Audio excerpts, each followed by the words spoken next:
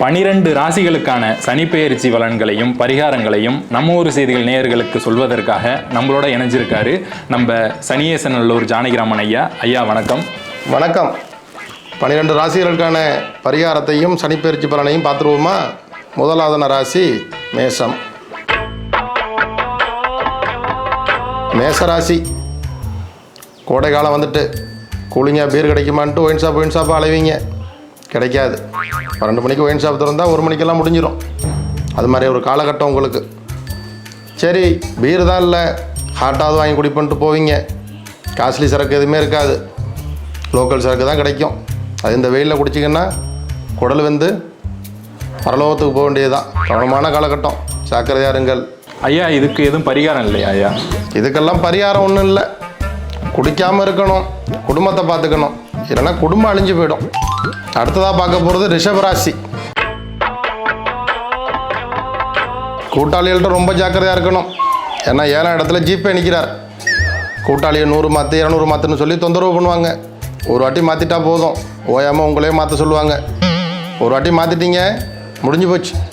கவனமாக இருக்க வேண்டிய நேரம். ஒரு வாட்டி மாற்றி விட்டிங்கன்னா நீங்கள் ஃபோன் நம்பரை மாற்றிட்டு, ஊரை மாற்றிட்டு, வீட்டை மாற்றிட்டு வெளியூர் போகிறது மாதிரி ஒரு சூழ்நிலை வந்துடும். ஐயா இதுக்கு எதுவும் பரிகாரம் இருக்கா? ஐயா இதுக்கு ஒன்றும் பரிகாரம் இல்லை. ஊருக்கு 10 பேர் இப்படி தான் சுற்றிக்கிட்டு இருக்கிறான். அவங்களோட பழக்க வழக்கத்தை நிறுத்தினாலே போதுமானது. அடுத்ததாக பார்க்க போகிறது மிதுன ராசி. எல்லாம் வாங்க போகிறீங்க, எல்லாம் வரப்போகுது. ஐயா என்ன வரப்போகுது, என்ன வாங்க போகிறாங்கன்னு தெளிவாக சொல்லுங்க ஐயா மக்களுக்கு. சுகர் வரப்போகுது, பிபி வரப்போகுது, உடம்புல இல்லாத நோய் எல்லாம் வரப்போகுது. என்ன வாங்க போகிறீங்கன்னு கேட்டிங்கல்ல, கடை வாங்க போகிறீங்க, பக்கத்து வீட்டுக்காரன்ட்ட உதவ வாங்க போகிறீங்க, ஊரில் வம்பளுத்து பேச்சு வாங்க போகிறீங்க. ஒன்றும் விளங்காது. ஐயா இதுக்கு எதுவும் பரிகாரம் இல்லையா? ஐயா பரிகாரம் இருக்குது. நோய் வரக்கூடாதுன்னா வயிற்றை கண்ட்ரோல் பண்ணுங்கள், சண்டை வரக்கூடாதுன்னு சொன்னால் வாயை கண்ட்ரோல் பண்ணுங்கள், இல்லைன்னா உதவ வாங்கிட்டு தான் வீட்டுக்கு வரணும். அடுத்ததாக பார்க்க போகிறது கடகராசி.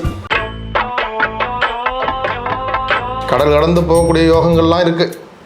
நான் சொல்கிற நாட்டுக்கு மட்டும் நீங்கள் போனீங்கன்னா உங்கள் வாழ்க்கை மேலே போயிடும். அப்படி எந்தெந்த நாடுன்னு மக்களுக்கு தெரிகிற மாதிரி சொல்லுங்க ஐயா. உங்களுக்கு தெரிகிற மாதிரி சொல்லிடுறேன். ஈரான் போங்க, ஈராக் போங்க, துபாய் போங்க, கத்தார் போங்க, உங்கள் வாழ்க்கை மேலே போயிடும். ஐயா அங்கெல்லாம் போர் நடந்துக்கிட்டு இருக்குயா. ஆனால் போனால் போய்த்து போகிறான் போங்க. ஐயா இதுக்கு எதுவும் பரிகாரம் இல்லையா? அவங்க அஸ்தி வரட்டும், அதுக்கப்புறம் பரிகாரத்தை பார்த்துக்கலாம். அடுத்ததாக பார்க்க போகிறது சிம்மராசி. குறுக்கு வழியில் சம்பாதிக்கக்கூடிய மிகப்பெரிய பணயோகம் இருக்குது. ராஜயோகம் அடிக்க போகுது இந்த கோடை காலத்தில். பள்ளிக்கூடம்லாம் லீவ் விட்டுருவாங்க. ஊரில் இருக்கிற பிரசிடெண்ட்டு, கவுன்சிலரு, வைஸ் பிரசிடெண்ட்டுக்கிட்டலாம் பிடிச்சி ப்ரைஸு கேளுங்க. கிரிக்கெட்டு வைங்க, வச்சுட்டு ஃபஸ்ட்டு ப்ரைஸு 2வது ப்ரைஸ் எல்லாம் நீங்களே எடுத்துக்குங்க. என்ட்ரி ஃபீஸ் ஒரு தொகை வரும், அதையும் நீங்களே எடுத்துக்குங்க. ஏதோ கடைசியில் 4வது 5வது உள்ள கொஞ்சம் ப்ரைஸை வெளியூர்காரங்கள்ட்ட கொடுத்துட்டு பாய் காசை வச்சுக்கிட்டு தண்ணி அடிச்சுட்டு புரோட்டா சாப்பிடக்கூடிய மிகப்பெரிய யோகம் இருக்குது. ராஜயோகம்னு சொல்லுவாங்க அதுக்கு. இதை செஞ்சுருங்க இந்த கோடைக்குள்ளே, அதான் உங்களுக்கு நல்லது. அடுத்ததாக பார்க்க போகிறது கன்னிராசி. ரொம்ப நல்லவங்க, ரொம்ப திறமைசாலி, ஒரு ஹீரோ மாதிரி காட்சியளிப்பாங்க. அவங்கள மாதிரி ஒரு நபரை பார்க்கவே முடியாது.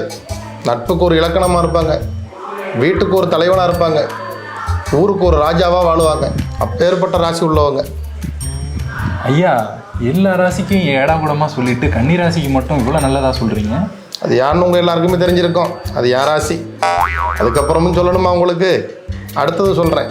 இது வரைக்கும் யார் ராசிங்கிறதுக்காக என் மனசு ஆறுதலுக்காக சொல்லிக்கிட்டேன். ஆனால் ரொம்ப கஷ்டம். தேர்றதுங்கிறது இந்த ஜென்மத்தில் நடக்காது. சனி பயிற்சி எப்பெல்லாம் வருதோ கன்னிராசிக்கு சனி இருந்துக்கிட்டே தான் இருக்கும். சனியை முடித்த நாரை கெளுத்தியை போட்டு முழுங்குனு ஒரு பரமொழி கேள்விப்பட்டிருப்பீங்க. அதே நிலமை தான் கன்னிராசி நேயர்களுக்கு. ஏன்னா என் ராசி நான் படுற பாடம் பார்த்துட்டு நீங்களே புரிஞ்சுக்குவீங்க. ஐயா உங்கள் ராசின்னு வேற சொல்லிட்டீங்க, இதுக்கு எதுவும் பரிகாரம் இல்லையா? ஐயா பரிகாரம் இருக்குது. பழைய இரும்பு ஜாமானுக்கு பேரிச்சம்பளம் வாங்கி வைங்க. ஏன்னா அடுத்த வியாபாரம் நானே அதான் பண்ண போகிறேன். அதுலையாவது உருப்பட முடியுதான்னு பார்ப்போம். அடுத்ததாக பார்க்க போகிறது துலாம் ராசி. காதலும் பண்ணாமல் கல்யாணம் பண்ணாமல் 40 வயசு வரைக்கும் இருக்கிற நிறையா பேர் இந்த ராசியில் தான் இருப்பீங்க. உங்களுக்கே தெரியும் நமக்கு கல்யாணம் ஆகுமா ஆகாதான்னு.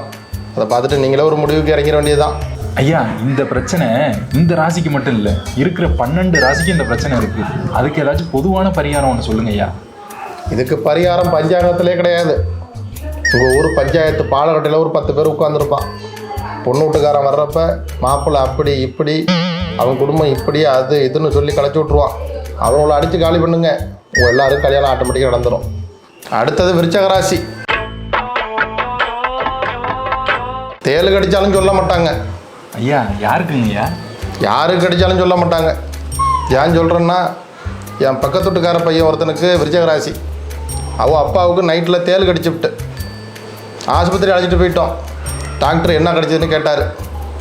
அவள் அப்பாவுக்கும் அந்த பையனுக்கு தான் தெரியும் என்ன கடிச்சதுன்னு. அவள் அப்பாவுக்கு வாய் பூரா நுர, அவரால் சொல்ல முடியலை. இந்த பையனாவது சொல்லியிருக்கணும், சொல்லவே இல்லை. அவள் அப்பாவும் செத்து போயிட்டார். அதுக்கப்புறம் இந்த பையனை கூப்பிட்டு, உங்கள் அப்பாவுக்கு கடிச்ச தேள் தானடா, ஏன்டா சொல்கிறேன்னு கேட்டேன். அதுக்கு சொன்னால், நம்ம வீட்டில் நடக்கிற விஷயத்த அக்கம் பக்கத்தில் யார்ட்டையும் சொல்லக்கூடாதுன்னு எங்கள் அப்பா சொன்னார்னு சொல்லி. அது மாதிரி வைராக்கியமானவங்க இவங்க, ரொம்ப மோசமான ஆள். அடுத்ததாக தனுசு ராசி. வீடு கட்ட போகிறாங்க, பில்டிங் கட்ட போகிறாங்க, பெரிய பெரிய மாளிகை கட்ட போகிறாங்க. உங்களை யாரும் நம்ம தடுக்க முடியாது. காலையில் 9 மணிக்கெல்லாம் பஸ்ஸில் ஏஞ்சி போனால் சாயந்தரம் 5 மணிக்கு தான் வரலாம். கடுமையான வேலை, அவரை பிடிக்க முடியாது. ஏன் அவ்வளோ பிஸி ஆகிடுவாரா? ஆமாம், வீடு கட்டுறதுக்கு காலைல 9 மணிக்கு கிளம்பிட்டு போயிட்டாருன்னா சாயந்தரம் 5 மணிக்கு தான் விடுவாங்க. சித்தாள் வேலைக்கு போயிட்டுருப்பார். காலைல 9 மணிக்கு போயிட்டால் சாயந்தரம் 5 மணிக்கு தான் வர முடியும். பில்டிங் அவர் கட்டாத பில்டிங்கே அவர் கட்டாத எடுத்து கொடுக்காத கல் இருக்காது. அந்தளவுக்கு பெரிய யோகம். கடைசி வரைக்கும் கொத்தனார் வேலை பார்த்துட்டு போக வேண்டியதான், ஒன்றும் கிழிக்க முடியாது. ஐயா இதுக்கு எதுவும் பரிகாரம் இல்லையா? படிச்சிருக்கிறப்பே ஒழுங்காக படிச்சிருக்கணும். படாத பாடு படுறீங்க. இனிமேல் கடைசி வரைக்கும் கலவை கலந்துட்டு கிடக்க வேண்டியது தான். அடுத்ததாக பார்க்க போகிறது மகர ராசி. கேஸ் இல்லைன்னு பொண்டாட்டி திட்டுவா. வாங்க போகலான்னு வண்டி எடுத்திங்கன்னா பெட்ரோல் இருக்காது. சரி பெட்ரோல் தான் இல்லை, ஹோட்டலில் சாப்பாடு வாங்கிட்டு வரலான்னு போய் ஹோட்டலுக்கு போனீங்கன்னா ஹோட்டல்லாம் மூடிடுவாங்க. இண்டக்ஷன் ஸ்டவ் வச்சு தான் இனிமேல் காலத்தை ஓட்டணும். கரண்ட் பில்லு கூட வந்துட்டுன்னு கஞ்சித்தனம் பண்ணாதீங்க, அப்புறம் பட்னியாக தான் கிடக்கணும். ஐயா இதுக்கு எதுவும் பரிகாரம்? இதுக்கு பரிகாரம்லாம் ஒன்றும் கிடையாது. அமெரிக்காக்காரனும் இஸ்ரேலுக்காரனும் மனசு வச்சா தான் முடியும். அது வரைக்கும் அப்புறம் நம்ம விரவு அடுப்பில் சமைச்சிக்கிட்டு நம்ம வேலையை பார்த்துக்கிட்டு இருக்க வேண்டியது தான். அடுத்ததாக பார்க்க போகிறது கும்பராசி. இவங்களுக்காக மக்கள் வரிசையில் நிற்பாங்க. இவங்க வந்தோடனே எல்லாரும் ஓடி ஓடியாருவாங்க. ஏன் அப்படிப்பட்ட ராசியா? அப்படிப்பட்ட ராசியெல்லாம் ஒன்றும் கிடையாது. இவர் ரேஷன் கடையில் அரிசி கொடுக்குறவர். இவருக்காக எல்லாம் ரேஷன் கடை வச்சுட்டு வரிசையில் நிற்பாங்க. இவர் வந்தோடனே எல்லாம் ஓடியாந்து க்யூ நின்றுவாங்க.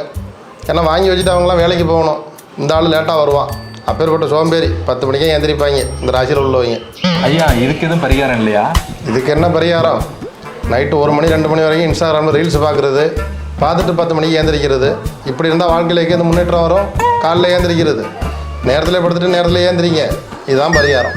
அடுத்ததாக பார்க்க போகிறது மீனராசி. ராசியிலே கடைசி ராசி. எப்பொழுதும் இவங்க வீட்டுக்கு 100-200 பேர் வந்து போயிட்டே இருப்பாங்க வண்டியில். ஃபோன் மேலே ஃபோனாக அடிச்சுக்கிட்டே இருப்பாங்க. இவரால் ஃபோன் எடுத்து பேச முடியாது. ஏன்யா அந்தளவு பிஸியாக இருப்பாரா? அந்தளவுக்கு பிஸியெல்லாம் ஒன்றும் கிடையாது. ஊர் பூரா வார வெட்டி வாங்கி வச்சுருப்பான். ஃபைனான்ஸுக்காரங்க வண்டியில் 100-200 பேர் வந்து போயிட்டு இருப்பாங்க. பேங்க்லேருந்து ஃபோன் அடிப்பாங்க. இந்த ஆளால் ஃபோன் எடுக்க முடியாது. வாங்கின கடனை கட்ட மாட்டான். நானே இருக்காது, நானே இல்லாத போயிடுவோம். ஐயா இதுவரையும் 12 ராசிக்கான சனி பயிற்சி உள்ள பலன்கள் பரிகாரங்கள் எல்லாத்தையும் பார்த்தோம். ஒரு பொதுவான பலன்களை மக்களுக்கு தெரியப்படுத்துங்க ஐயா. என்ன பொது பலன்? அஷ்டமி, நவமி, அமாவாசை, பாட்டிமுகம், இதை நல்லது கெட்டதுக்கு பார்த்தாங்க. இப்போ சில பேர் ஆப்ரேஷன் பண்ணுறதுக்கும் பார்க்க ஆரம்பிச்சிட்டாங்க. அது மாதிரிலாம் மூட நம்பிக்கையாக இல்லாமல் ராசியையும் யோகத்தையும் நம்பி மட்டுமே இருக்காமல் உழைச்சி வாழ கற்றுக்குங்க. அதுதான் பொது பலன்.